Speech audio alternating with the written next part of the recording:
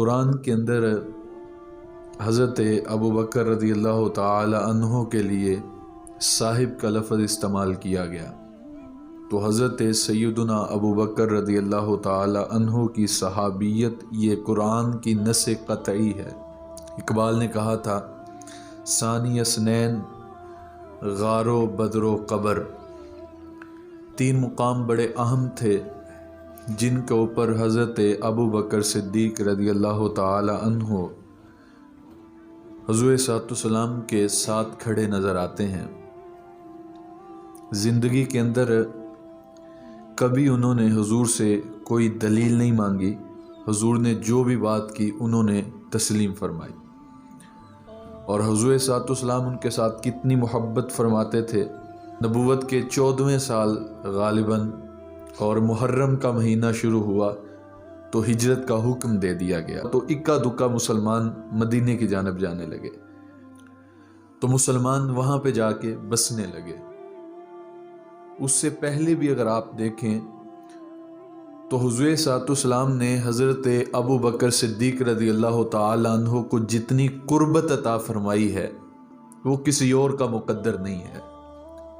حضور کی عادت مبارکہ یہ تھی کہ حضور غار حرا کے اندر جا کے عبادت فرمایا کرتے تھے۔ ایمان لانے سے قبل بھی 40 راتیں حضرت صدیق اکبر نے غار حرا کے اندر حضور کے ساتھ گزاری ہیں۔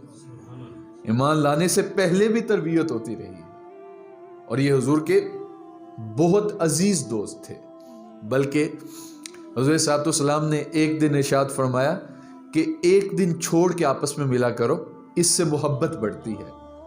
جب بندہ کسی کے ساتھ ہمہ وقت جڑ جاتا ہے تو اس کی وہ قدر نہیں رہتی، اس کی وہ اہمیت نہیں رہتی، تو فرمایا ایک دن چھوڑ کے ایک دوسرے سے ملا کرو، آپس میں محبت پیدا ہوتی ہے۔ اور کہ حضور نے ایک دن خود کہا ابو ہریرہ اٹھ کے جایا بھی کرو، تم یہیں پہ بیٹھے رہتے ہو۔ تو وہ ان کے دل کے اندر بات آئی کہ آج حضور نے ہی کہہ دیا کہ اٹھ کے جایا بھی کرو، تو وہ اٹھ کے گئے، تھوڑے قدموں پہ گئے تھے کہ بھاگتے ہوئے واپس آئے، تو حضور نے فرمایا ابو ہریرہ واپس آ گئے ہو، عرض کی حضور آپ کی جدائی برداشت نہیں ہوتی۔ یہ حضرت ابو ہریرہ کی بات ہے۔ اب آئیں صدیق اکبر کی چوکھٹ پہ آتے ہیں۔ حضور نے فرمایا ایک دن چھوڑ کے ملا کرو۔ اگلے دن حضرت ابو بکر صدیق نہیں آئے۔ حضور صلی اللہ علیہ وسلم انتظار میں تھے۔ جب حضور کے پاس حضرت صدیق اکبر آئے تو حضور نے پوچھا صدیق آج اتنی لیٹ آئے ہو؟ عرض کی حضور آپ نے خود تو کہا تھا کہ وقفے سے ملا کرو، اس سے محبت بڑھتی ہے۔ حضور فرمایا یار تمہیں تھوڑی کہا تھا، یہ محبت کا عالم ہے۔ اللہ اکبر۔ اور ہجرت کے اہم سفر پہ بھی حضور نے اپنا رفیق سفر بنایا۔ بدر کے مقام پہ حضور صلی اللہ علیہ وسلم کے لیے وہ چھپڑ نما عریش نامی، تو حضور وہاں پہ آرام فرمایا، اور ساری رات حضور صلی اللہ علیہ وسلم نے سر سجدے کے اندر ہی رکھا تھا۔ ہجرت کے دوران حضور صلی اللہ علیہ وسلم نے باقیوں کو حکم دے دیا، اور حضرت ابو بکر صدیق کو کہا کہ میرا خیال ہے اللہ تیرے لیے کوئی بہتر ساتھی کا انتظام کرے گا۔ پھر جب حکم آیا ہجرت کا تو پیچھے وہ کفار میٹنگیں کر رہے تھے کہ اس کو روکا کیسے جائے۔ جب انہوں نے دیکھا کہ ایک دو مسلمان تنگ آ کر کے مدینے میں چلے گئے تو انہوں نے کہا خیر کوئی بات نہیں، لیکن جب انہوں نے بڑھتی ہوئی تعداد دیکھی کہ ایک کثیر تعداد مدینے کے اندر چلی گئی، وہ پریشان ہوئے۔ انہوں نے کہا یار یہ کیا معاملہ ہے، یہ وہاں پہ جا رہے ہیں اور وہاں پہ اکٹھے ہو رہے ہیں، ہمارے خلاف بغاوت نہ کر دے۔ ڈر لگنے لگا اندر سے۔ دار الندوہ کے اندر ان کی وہ مجلس منعقد ہوئی جن کے اندر انہوں نے فیصلہ کرنا تھا اس بڑھتے ہوئے دین کو روکا کیسے جائے۔ تو وہاں پہ انسانی شکل کے اندر شیطان بھی آ کے بیٹھا تھا۔ اب ایک شخص بولتا ہے، وہ کہتا ہے کہ اس کو جلا وطن کر دو، معاذ اللہ حضور کے بارے میں یہ بات کر رہے ہیں کہ اس کو وطن سے نکال دو، جب یہ دوسرے وطن جائے گا تو خود ہی ٹھنڈا ہو جائے گا۔ تو انہوں نے کہا نہیں تم دیکھتے نہیں کہ اس کا اخلاق کس قدر خوبصورت ہے، وہ جہاں بھی جائے گا وہ اپنے ماننے والے تیار کر لے گا۔ ایک نے کہا یار اس کو قید کر دو۔ انہوں نے کہا تم قید کیسے کرو گے، تم جہاں بھی کرو گے اس کے غلام اس کی خوشبو سونگتے ہوئے آ جائیں گے۔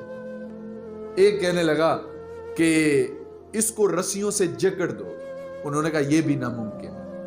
ایک بولا کہ اس کو قتل کرو، تو انہوں نے کہا قتل کیسے کریں؟ وہ ایک سردار قبیلے سے تعلق رکھتا ہے اور اس کے ماننے والے بھی کثیر تعداد کے اندر موجود ہیں، وہ بدلہ لیں گے۔ ابو جہل اٹھ کے کھڑا ہوا، یہ کہنے لگا کہ ایسا کرو، ہر قبیلے سے ایک ایک بندے کو اکٹھا کرو، تمام قبائل سے ایک ایک شخص لو اور اس پہ حملہ بول دو، اس کو قتل کر دو معاذ اللہ۔ اس طرح سارے قبیلوں کے سروں کے اوپر اس کا خون آئے گا، تو قریش کس کس سے بدلہ لیں گے؟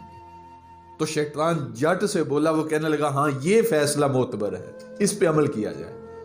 اب کفار مکہ گھر کا حصار کر کے کھڑے ہیں حضور کا، تو محاصرہ کر کے کھڑے ہیں۔ اب حکم آتا ہے کہ آپ سورہ یاسین پڑھتے ہوئے ایک مٹھی نیچے سے خاک یا کنکروں کی بھریں اور ان کی طرف پھینکیں، ان کے درمیان سے نکل جائے۔ حضرت علی رضی اللہ تعالی عنہ کو حضور نے بستر پہ سلایا، حضور خود ان کے درمیان سے نکل گئے، تو کندھوں پہ حضرت صدیق اکبر نے بٹھا کر کے حضور کو غار سور پہ چڑھایا۔ یار اس کے کتنے بخت اونچے ہو گئے ہوں گے جس کے کندھوں پہ حضور آئے ہوں گے۔ اللہ اکبر۔ اب غار سور کے اندر جانے کی باری آتی ہے تو حضور صلی اللہ علیہ وسلم سے مخاطب وہ کہتے ہیں حضور آپ ذرا یہاں پہ ٹھہریں، میں پہلے اندر جا کے دیکھوں کوئی موذی چیز تو نہیں ہے، کوئی چیز ایسی تو جی جو نقصان پہنچا سکے۔ تو پہلے اندر گئے، اور چونکہ اندھیرا تھا تو سارے سوراخ پہلے صفائی کی، پھر اپنا امامہ اتارا اور سوراخ بند کیے، کپڑا تھوڑا تھوڑا پھاڑ کے سوراخوں کے اندر دیا۔ سوراخ زیادہ تھے تو آپ نے اپنا کرتا بھی اتار دیا، وہ بھی پھاڑ کر کے سوراخ بند کیے۔ ایک روایت کے مطابق یہ حضرت عمر کی روایت آپ کے سامنے پڑھ رہا ہوں، اور یہ بیان کرتے ہوئے حضرت عمر زاروں کی طرح رویا کرتے تھے اور کہتے تھے کاش میں انسان نہ ہوتا، ابو بکر صدیق کے سینے کا ایک بال ہوتا۔ یہ کون کہہ رہے؟ جن کے سائے سے شیطان بھاگتا ہے۔ یہ کون کہہ رہے؟ فرمایا میرے بعد کوئی نبی ہوتا تو وہ عمر ہوتا۔ یہ کون کہہ رہا ہے؟ جو مراد رسول ہے۔ یہ کون کہہ رہے؟ جن کے بارے میں رسول نے فرمایا عمر تو جنت کا چراغ ہے۔ یہ کون کہہ رہے ہیں؟ جن کے بارے میں رسول فرماتے ہیں لوگوں جب اچھے لوگوں کا ذکر کرتے ہو تو میرے عمر کا ذکر بھی کیا کرو۔ یہ کہہ رہے ہیں کاش میں صدیق کے سینے کا ایک بال ہوتا۔ محبت کا عالم دیکھیے، اللہ اکبر۔ تو حضور کو حضور ایک روایت کے مطابق ایک کے مطابق 2 سوراخ باقی تھے، وہاں پہ آپ نے اپنے پاؤں کی ایڑیاں رکھی اور عرض کرنے لگے حضور اب آپ اندر تشریف فرما، اب آپ پیچھے آئیے۔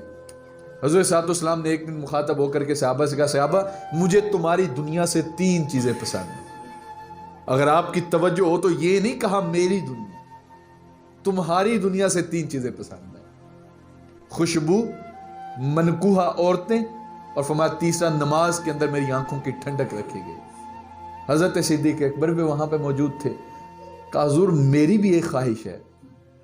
پوچھا وہ کون سی؟ عرض کی حضور نماز، روزہ، زکوٰۃ، حج یہ تو محبوب عبادتیں ہیں، لیکن اگر آپ مجھ سے پوچھیں نا میرے لیے سب سے بڑی محبت والی عبادت کون سی ہے تو پوچھا وہ کون سی ہے؟ کہا حضور آنکھیں میری ہوں اور چہرہ آپ کا ہو اور آپ کو جی بھر کے دیکھتا رہوں۔ اللہ اکبر۔ اب حضور صلی اللہ علیہ وسلم کو عرض کی کہ حضور آپ اندر تشریف لے آئیے۔ حضور اندر گئے، جا کر کے استراحت فرمانے لگے۔ حضرت صدیق اکبر کی ران کے اوپر حضور نے اپنا سر مبارک رکھا ہے اور آقا کریم استراحت فرما رہے ہیں، آرام فرما رہے ہیں، اور حضرت ابو بکر صدیق ٹک ٹکی باندھ کے دیکھ رہے ہیں۔ کیسا وہ منظر ہوگا، کیسے وہ لمحے ہوں گے جب اور کوئی شریک بھی کوئی نہیں دیکھنے والا، اور حضور آرام فرما رہے ہیں اور وہ اپنی کھلی آنکھوں سے حضور کو دیکھ رہے ہیں، اور خواہش بھی یہی تھی کہ جی بھر کے حضور کو دیکھ سکوں۔ لیکن ادھر ایک سانپ تھا، وہ باہر نکلنا چاہتا ہے، سارے سوراخ بند پاتا ہے، ایک طرف سے اسے انسانی گوشت کی خوشبو آئی تو اس نے آ کے وہاں پہ ڈنگ لگایا۔ یار اچانک تو مچھر کاٹ جائے تو انسانی حواس قائم نہیں رہتا، بندہ اپنی دھن میں بیٹھا ہے، پاؤں کو چیونٹی نے کاٹا تو اچانک سے ٹانگ کھینچ لی، حالانکہ وہ چیونٹی ہے کتنی کوئی اس کا ڈنگ زہر بھی نہیں، لیکن اس کے باوجود وہ پہاڑی سانپ، اور ایک بار نہیں ڈنگ لگایا، ڈنگ پہ ڈنگ لگا رہا ہے، اور حضرت صدیق اکبر اپنی ایڑی کو حرکت نہیں آنے دیتے کہ کہیں حضور کے آرام میں خلل نہ آئے. سارا دھیان اس طرف تھا کہ میری ٹانگ جو ہے وہ حرکت نہ کرے. تو جب زہر سرایت کرنے لگا اندر خون کی طرف تو پھر درد جو ہے وہ آنکھوں کے رستے باہر آیا, آنسو ٹپکنے لگے, حضور کی رخسار پہ گرے, حضور کی آنکھ بیدار ہوئی. پوچھا ابو بکر کیا بات ہے؟ یہاں پہ ایک اور امتحان تھا اور یہاں پہ آ کے ادب کا پتہ چلنا تھا. جب ہنگامی صورتحال ہو تو پھر بات جو ہے وہ تفصیل کے ساتھ نہیں کی جاتی, بات مختصر کی جاتی ہے. توجہ چاہوں گا کیونکہ صورتحال ہنگامی ہے نا. آپ کی ہمسائیگی کے اندر کوئی شیخ الحدیث رہتا ہے, کوئی مفسر قرآن رہتا ہے, کوئی عالم دین رہتا ہے, اور آپ کے گھر کے اندر آگ لگ گئی. اب آپ نے اس کی مدد طلب کرنی تھی, تو کیا آپ اس طرح دعوت دیں گے جس طرح نقیب محفل دعوت دیتا ہے؟ حضرت علامہ مولانا فلاں صاحب ہمارے گھر میں آگ لگ گئی. کوئی لقب تو نہیں نہ لگائیں گے چونکہ صورتحال ہنگامی ہے. جو نام رکھا ہے وہ نام لے کے فوراً کہیں گے جناب ہمیں ایمرجنسی ہے, ہمارے گھر میں آگ لگ گئی. آپ میرے سے بڑی محبت کرتے ہیں, بڑا پیار کرتے ہیں, آپ کو پتا چلے اس مائک کے اندر کرنٹ ہے اور میرا منہ مائک کے قریب جا رہا ہے, تو آپ پیار تو کرتے ہیں, محبت تو کرتے ہیں, لیکن کیا آپ میرے نام کے ساتھ کو 20 القاب لگائیں گے کہ جناب اس کے قریب منہ نہ لے جائیے گا, اس کے اندر کرنٹ ہے؟ اتنی دیر تک تو منہ لگ جائے گا. تو ہنگامی صورتحال کے اندر بات مختصر کر دی جاتی ہے. اب حضور نے پوچھا تھا ابو بکر کیا ہوا, وہ کہتے تھے حضور سانپ ڈس گیا, بات ختم ہو جاتی. لیکن جب حضور نے پوچھا کیا ہوا, حضور میری ماں بھی آپ پہ قربان, میرا باپ بھی آپ پہ قربان, مجھے سانپ نے کاٹا ہے. پہلے ماں بھی قدموں پہ نچھاور کی, باپ بھی قدموں پہ نچھاور کیا, اور پھر عرض کی حضور مجھے سانپ نے کاٹا ہے. ادب یہاں پہ بھی نہیں چھوڑا. تو حضور نے پوچھا کہاں پہ کاٹا ہے, تو آپ نے ایڑی آگے کی. تو حضور نے اپنا لعاب دہن اس جگہ پہ لگایا. اس کا نشان تو باقی رہا لیکن اس کا درد اور زہر جاتا رہا. لیکن جب آپ کا آخری وقت آیا تو راوی کہتا ہے کہ وہ اسی زہر کا اثر دوبارہ نمایاں ہوا جو سانپ نے کاٹا تھا, اور اس زہر سے آپ کی موت واقع ہوئی. لیکن اس کے باوجود آپ نے حضور کے ادب کے اندر کوئی کمی نہیں آنے دی. اب قرآن کہتا ہے کہ جب وہ دونوں آپس میں باتیں کر رہے تھے, اللہ اکبر, ثانی اثنین اذ ہما فی الغار. دوسرا جب پہلے نے کہا ان کو خوف ہوا اور انہوں نے کہا کہ حضور وہ تو بالکل کنارے پہ پہنچ آئے ہیں, تو اب تو وہ ہمیں دیکھ لیں گے. تو غار ثور کے اندر یہ تھے اور وہاں پہ عنکبوت نے جالا لگا دیا, مکڑی نے جالا تان دیا, اور فاختہ اور کبوتری کے لفظ ملتے ہیں کہ وہاں پہ انڈے دیے. تو کہنے لگے کہ تمہارا دماغ ٹھیک ہے, تم کہتے ہو یہ اندر ہیں, دیکھو یہاں پہ یہ انڈے اس بات کی نمائندگی کر رہے ہیں, اور ان کے اوپر وہ فاختہ بیٹھی ہوئی تھی. اگر وہ یہاں پہ آئے ہوتے تو یہ اڑ جاتی, اور اگر وہ یہاں سے گزرے ہوتے تو یہ جالے ٹوٹ جاتے. اب یہ دونوں اندر بیٹھ کے ان کو دیکھ رہے تھے اور وہ ان کو نہیں دیکھ پا رہے. اللہ فرماتا ہے محبوب جب آپ ان کو دیکھ رہے تھے, کیا دیکھ رہے تھے کہ وہ آپ کو دیکھ رہے ہیں, آپ ان کے اس دیکھنے کو دیکھ رہے تھے. وہ آپ کو دیکھ رہے ہیں, دیکھ نہیں پا رہے, نگاہیں آپ کی جانب ہے, اور آپ ان کو دیکھ رہے ہیں, ان کی آنکھیں پھٹی ہوئی ہیں. زمانہ کہتا ہے وہ دیکھ رہے ہیں, محبوب میں رب ہو کے کہتا ہوں انہیں نظر نہیں آ رہا. محبوب آپ ان کے اس دیکھنے کو دیکھ رہے ہیں. حضور اندر تھے. حضرت ابو بکر کو خوف ہوا, لا تحزن. اب یہاں پہ لا تخف نہیں کہا, قربان جائیں صدیق اکبر کے محبت پہ. غار میں ہیں, وہ دانے پہ کھڑے ہیں, ایک ہلکی سی تھوڑی سی آواز اندر سے جاتی, ان کی آواز ان کو آ رہی ہے اور وہ ان کو دیکھ لیتے. لیکن اس کے باوجود انہوں نے کہا لا تحزن. تحزن معنی ہوتا ہے غمگین ہونے کے, خوف کے نہیں. خوف ہوتا تو اپنی جان کا ہوتا, لیکن قرآن کہتا ہے لا تحزن. غمگین کا معنی تھا, غم کا معنی تھا, یعنی اپنے نبی کی جان کا غم ہوا. حضور وہ تو آگے ہیں, آپ کا کیا بنے گا؟ تو حضور نے کیا فرمایا, لا تحزن ان اللہ معنا. ابو بکر پریشان نہ ہو, تمہارا کیا خیال ہے ان دو کے بارے میں جن کے ساتھ تیسرا ان کا رب ہو؟ انہوں نے کہا حضور پھر تو کوئی پریشانی نہیں ہوگی. تو کہا پھر ہمارا اللہ ہمارے ساتھ ہے. اب 3 دن 3 راتیں اس غار کے اندر گزاری. کتنی توجہ ملی ہوگی. کسی کو اپنے شیخ کی صحبت مل جائے اور شیخ ذکر کروائے، شیخ ذکر نہ بھی کروائے، پیر کے پاس سالک مرید، اس کا سچا مرید جو دین کی طلب رکھتا ہو یا رب کے قرب کی طلب رکھتا ہو، دولت نہ چاہتا ہو، کوئی ایسے وظیفے نہ چاہے جس سے کام میں برکت ہو، بلکہ وہ قرب الہی چاہتا ہو، تو اپنے پیر کے پاس بیٹھا رہے تو اس پہ اللہ کی تجلیات برستی ہیں، اللہ کی رحمتیں اترتی ہیں. تو مجھے بتائیے جو حضور کے پاس بیٹھا ہو اور کوئی تیسرا بھی نہ ہو اور 3 دن 3 راتیں وہاں پہ گزاری ہوں، اور پھر حضور نے تربیت فرمائی تھی، لیکن حضور جانتے تھے کہ آگے جا کے کیا ہونے والا ہے.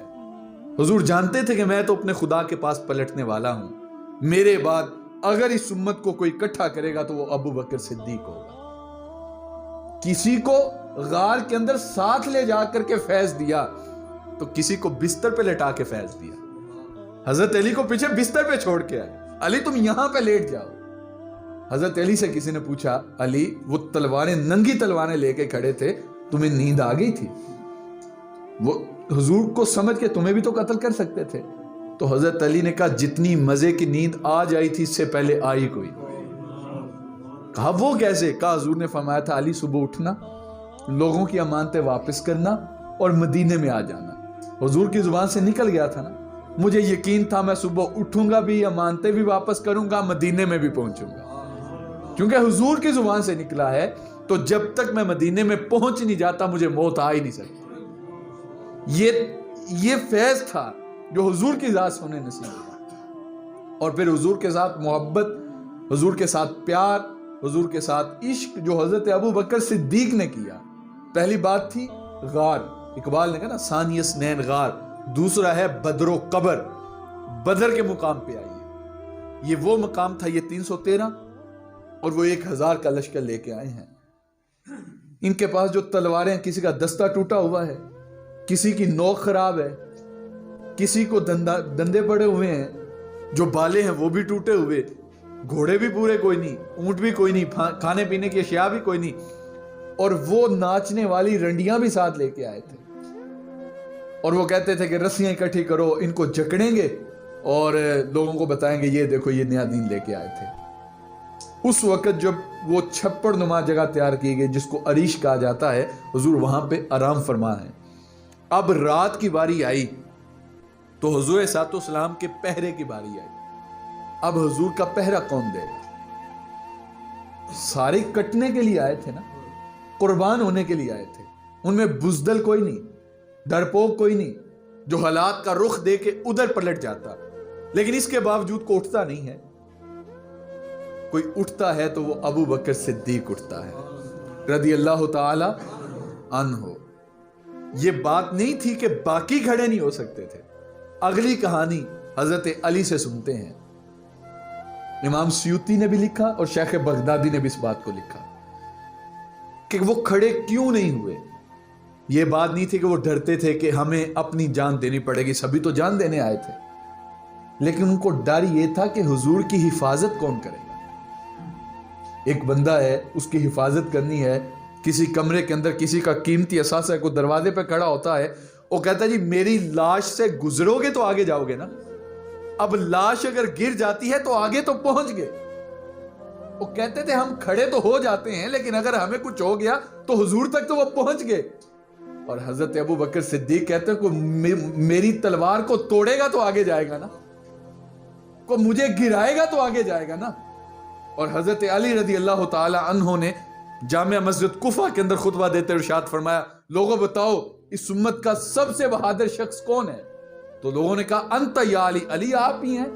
کہا نہیں، اس امت کا سب سے بہادر شخص ابو بکر صدیق ہے. تو لوگوں نے پوچھا وہ کیسے؟ انہوں نے کہا جب کوئی بھی پیرا دینے کے لیے نہیں اٹھا تھا اس وقت ابو بکر صدیق اٹھا تھا. انہوں نے کہا مجھے کو مارے گا تو آگے جائے گا نا. تو بدر کے اندر بھی حضور کے ساتھ ہی رہے اور پھر مزار کے اندر بھی حضور کے ساتھ ہی رہے. ایک وقت ایسا ہوا، ایک واقعہ ایسا بھی ہے کہ جس وقت حضرت ابو بکر صدیق رضی اللہ تعالی عنہ نہیں بولتے، اور وہ واقعہ، وہ مقام تھا حضرت فاطمہ الزہرا کی شادی کا.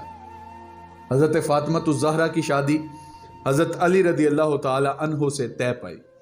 حضور صلی اللہ علیہ وسلم نے صحابہ کو اکٹھا کیا اور آپس میں مشورہ کیا، اور حضرت ابو بکر صدیق بھی بیٹھے تھے۔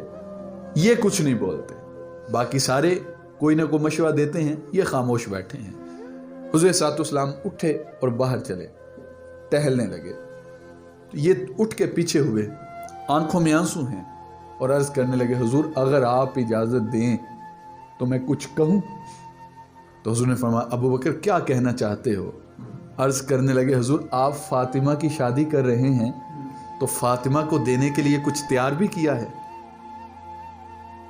تو حضور کی آنکھوں میں آنسو آ گئے اور حضور فرمانے لگے ابو بکر جو بھی دیکھتا ہے میرے منہ سے نکلنے والی بات دیکھتا ہے، تو نے جب بھی دیکھا ہے میرے دل کی کیفیت کو دیکھا ہے۔ تو عرض کرنے لگے حضور میرے پاس تھوڑی سی رقم ایسی ہے جو میں نے جمع پونجی اکٹھی کر کے رکھی ہے، اگر آپ صدیق کے مال کو پاک سمجھیں تو سیدہ کو کچھ عطا کر دیں۔ حضور نے بازو سے پکڑا لے کر کے، ابن ماجہ کی روایت ہے، حضور آ کے صحابہ میں کھڑے ہوتے ہیں، حضرت صدیق اکبر کا بازو پکڑ کے بلند کیا، کہا لوگو مجھے اتنا نفع کسی کے مال نے نہیں دیا جتنا نفع ابو بکر کے مال نے دیا ہے۔ اور پھر حضور نے فرمایا میں نے سب کا بدلہ دے دیا، جتنے بھی احسان مجھ پہ کیے گئے، لیکن ابو بکر ایک ایسا شخص ہے جس کو قیامت کے دن رب کی چوکھٹ پہ کھڑا کر کے کہوں گا مالک اب اس کے احسانات کا بدلہ بھی تو ہی دے۔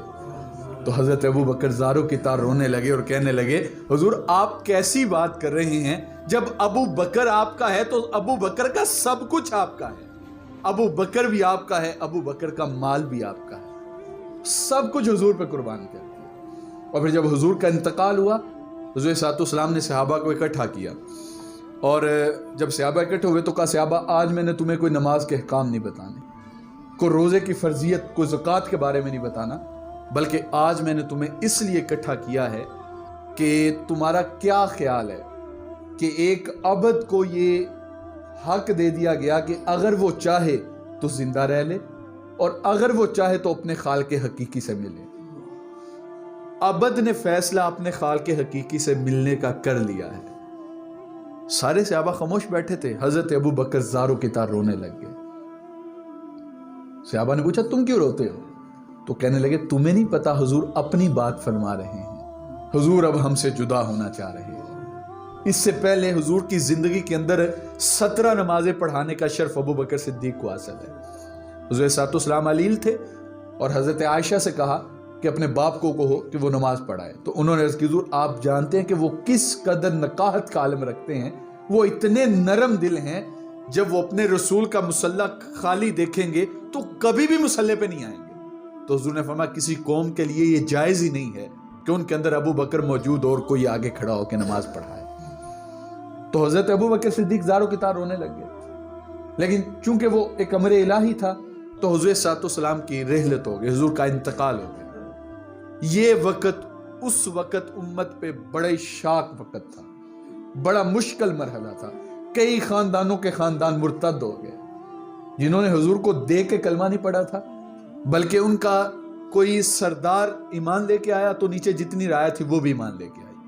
جب ان کو پتا چلا کہ رسول اللہ کا انتقال ہو گیا تو منافقین یہ اس موقع کی طاق کے اندر بیٹھے تھے۔ ایک موقع تو وہ آیا تھا کہ جب حضور نے سفر معراج کے بعد اعلان کیا، ام ہانی کے گھر میں تھے اور ام ہانی کو سارا واقعہ بتایا، تو انہوں نے کہا حضور آپ یہ بات لوگوں کو نہ بتائیے گا، وہ کبھی بھی اس بات کو تسلیم نہیں کریں گے بلکہ مذاق اڑائیں گے۔ تو حضور نے باہر نکل کے یہ بات لوگوں کو بتائی۔ ابو جہل نے یہ بات سنی تھی، حضرت صدیق اکبر تک ابھی تک نہیں پہنچی تھی، تو اس نے آ کر کے حضرت ابو بکر صدیق سے کہا تمہارا کیا خیال ہے اگر کوئی کہے کہ میں مسجد اقصیٰ تک گیا ہوں راتوں رات، اور رات کا بھی کچھ تھوڑا سا پہر لگا ہے، اور میں نے جنت بھی دیکھی، دوزخ بھی دیکھے، سات آسمان بھی دیکھے، زمین بھی دیکھی، تو کیا خیال ہے اس کے بارے میں؟ تو آپ نے کہا کہ سیدھی سیدھی بات ہے، یہ عقل میں نہیں آتا، میں نہیں مانتا۔ جب اس نے دیکھا لوہا گرم ہے، چوٹ ٹکانے پہ بیٹھے گی، تو کہنے لگا پھر تمہارے یار نے دعویٰ کیا ہے۔ تو ابو بکر کہنے لگے کہ اگر وہ کہتے ہیں تو پھر میں ماننے کے لیے تیار ہوں۔ کوئی اعتراض نہیں کیا۔ وہ کہنے لگا ابھی تو کہہ رہا تھا کہ کوئی کہے میں نہیں مانتا۔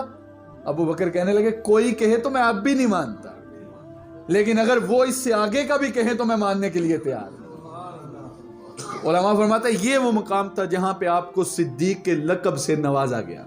اور دوسرا وہ مقام جس کے بارے میں روایت ملتی ہے کہ حضور سے جب حضور کے ساتھ جا رہے تھے تو جو نکلے تھے ڈھونڈنے کے لیے ان میں سے کسی نے حضور کو دیکھا تھا, کسی نے نہیں دیکھا تھا. تو حضرت ابو بکر صدیق کو وہ جانتے تھے, تو پوچھا یہ کون ہے؟ تو انہوں نے کہا یہ میرا ہادی ہے. اس مقام پہ آپ کو صدیق کے لقب سے نوازا گیا.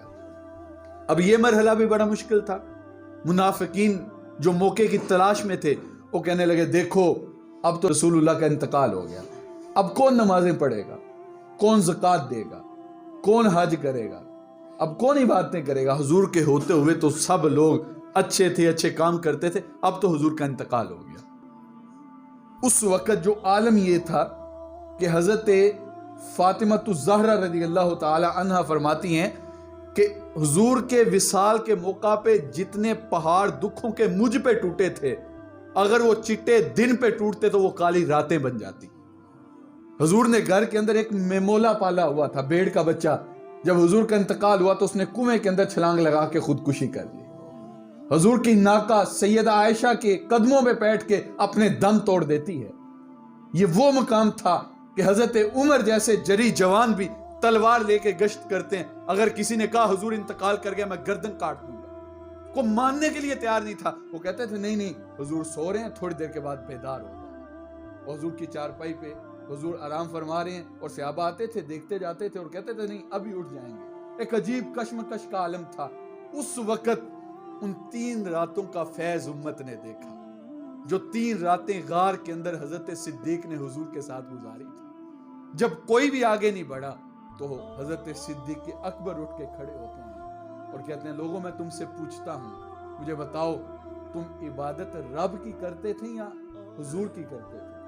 تو انہوں نے کہا وہ تو بات سیدھی سیدھی, ہم رب کی عبادت کرتے تھے. تو کہا پھر سن لو تمہارے رب کو موت نہیں آئی, وہ زندہ ہے, ہمیشہ رہنے والا ہے. اور اگر تم حضور کی عبادت کرتے تھے تو یہ بات سن لو کہ حضور اب اس دنیا میں نہیں رہے, حضور انتقال فرما چکے ہیں. اس مقام کے اوپر بھی حضرت صدیق اکبر نے امت کو سنبھالا.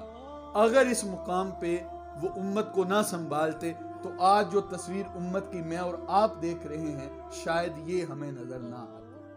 اور پھر جب آپ کا وقت آخر آیا اور وہی سانپ جس نے غار کے اندر آپ کو ڈسا تھا اس کا زہر جو ہے وہ نمودار ہوا, اس نے اپنا اثر دکھایا.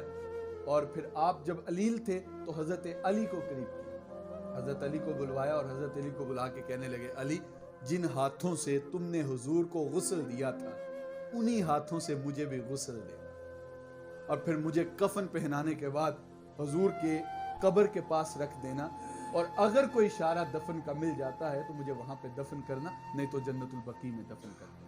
پھر حضرت ابو بکر صدیق کو غسل دیا گیا, کفن پہنایا گیا, اور پھر جا کر کے حضور کے روزے کے ساتھ دفن کیا گیا. کہ یہ قاعدہ ہے کہ انسان جہاں پہ دفن ہوتا ہے اس کے خمیر کو تیار کرنے کے لیے مٹی بھی وہاں سے لی گئی ہوتی ہے. یعنی جہاں پہ بندہ دفن ہو رہا ہے اسی مٹی سے اس کا خمیر تیار کیا جا رہا ہے. اگر اس قاعدے کو مان لیا جائے تو تم ان کے درمیان لڑائیاں کروانا چاہتے ہو, ان کا خمیر بھی ایک تھا اور دفن کی جگہ بھی ایک ہے. اور اگر آپ کی توجہ ہو تو میں ایک بات آپ کے سامنے کر کے اجازت چاہوں گا. ایک شاہ صاحب تھے, تو ان کا کوئی دوست تھا کرنل, اس کو کتے پالنے کا بڑا شوق تھا, وہ نسلی کتے رکھتا تھا. تو وہ ریٹائر ہو گیا, بعد میں شاہ صاحب اس کو ملنے کے لیے گئے. تو کہتے ہیں میں دروازے پہ دستک دی تو وہ اپنے اندر والے دروازے پہ تھا, میں باہر گیٹ پہ کھڑا تھا. تو اس نے مجھے اشارہ کیا کہ آپ اندر آ جائیں. تو میں جب اندر داخل ہوا تو اگر آپ یہ بات سمجھ لیں تو میرا نہیں خیال کہ اور کسی آسان انداز سے آپ کو بات سمجھائی جا سکے. تو کہتے ہیں انہوں نے مجھے اشارہ کیا کہ اندر آ جاؤ. تو میں اندر جانے لگا تو وہ کتا انہوں نے رکھا ہوا تھا, تو وہ زور زور سے بھونکنے لگا. کہتے ہیں میں تھوڑا آگے بڑھا تو اس نے ایک زور سے جھٹکا لیا اور اس کی جو زنجیر تھی وہ ٹوٹ گئی اور میری جانب جو ہے وہ حملہ کرنے کے لیے بڑھا. تو میں نے عجیب منظر دیکھا کہ وہ کرنل صاحب چے جائے کہ اس کتے کو پیچھے کرتے, انہوں نے یوں باہیں کھولی اور کہنے لگے جلدی جلدی آئیں میرے گلے سے لگ جائے. وہ کہتے ہیں میں جا کے گلے لگا تو جو کتا مجھے کاٹنے کے لیے دوڑا تھا وہ میرے پاؤں چاٹنے لگا. میں بڑا پریشان ہوا. میں نے کہا صاحب یہ کیا معاملہ, آپ نے کتے کو چپ نہیں کروایا, اس کو نہیں ڈانٹا, بلکہ آپ نے مجھے کہا کہ میرے گلے لگ جاؤ. تو تو جب میں گلے سے لگا تو یہ کاٹنے کے لیے آیا تھا، میرے پاؤں چاٹنے لگ گیا. وہ کہنے لگے یار یہ کتا بڑا نسلی ہے. جب تو اندر آیا تھا تو اس کا خیال اس کے ذہن کے اندر یہ آیا کہ شاید یہ میرے مالک کو نقصان پہنچائے گا، تو یہ بھونکنے لگا، تجھے کاٹنا چاہتا تھا. لیکن جب اس نے تجھے میرے گلے سے لگا ہوا دیکھ لیا تو پھر اس کو یقین ہو گیا کہ یہ میرے مالک کو نقصان پہنچانے نہیں آیا، یہ میرے مالک کا دوست ہے، تو یہ تیرے پاؤں چاٹنے لگ گیا. شاہ صاحب کہنے لگے واہ مجھے بڑا ہی مسئلہ سمجھ آ گیا. اگر بات سمجھ پہ آ جائے تو نسلی کتے کو بھی سمجھ آ جائے کہ جو گلے سے لگ جائیں ان کے خلاف بھونکا نہیں جاتا، ان کی شان کے قصیدے پڑھے جاتے ہیں. جن کو آج بھی وہ اپنے پہلو میں لٹا کے بیٹھے ہیں ان کے خلاف زبان درازی نہیں کی جائے گی، بلکہ ان کی عظمت کے قصیدے پڑھے جائیں گے. اس لیے یہ جو ہستیاں ہیں، ایک طرف حضرت ابو بکر صدیق ہیں اور دوسری طرف حضرت عمر فاروق رضی اللہ تعالیٰ عنہ ہیں. حضور ایک دن مسجد نبوی سے باہر نکلے، حضور کے دائیں ہاتھ میں صدیق اکبر کا ہاتھ تھا اور بائیں ہاتھ میں عمر فاروق کا ہاتھ تھا، اور یوں باہر آ رہے ہیں اور صحابہ کھڑے منظر دیکھ رہے ہیں. درمیان میں حضور ہیں، دائیں جانب حضرت صدیق اکبر ہیں اور بائیں جانب عمر فاروق ہیں. تو صحابہ رشک بری نظروں سے دیکھنے ہیں. تو حضور نے فرمایا صحابہ کیا دیکھ رہے ہو؟ انہوں نے عرض کی حضور ہم اس منظر کو دیکھ رہے ہیں. تو حضور نے فرمایا تمہاری آنکھیں ٹھنڈی ہوں، ہم قبر سے بھی ایسے ہی اٹھائے جائیں. میرے دائیں ہاتھ میں صدیق اکبر کا ہاتھ ہوگا اور بائیں ہاتھ میں عمر فاروق کا ہاتھ ہوگا. جے کوئی شک ہووی تے چل مدینے، آ ویکھ لے جور مزاراں دا، نے تے بن یار نبی دے یاراں دا. وآخر دعوانا ان الحمدللہ رب العالمین.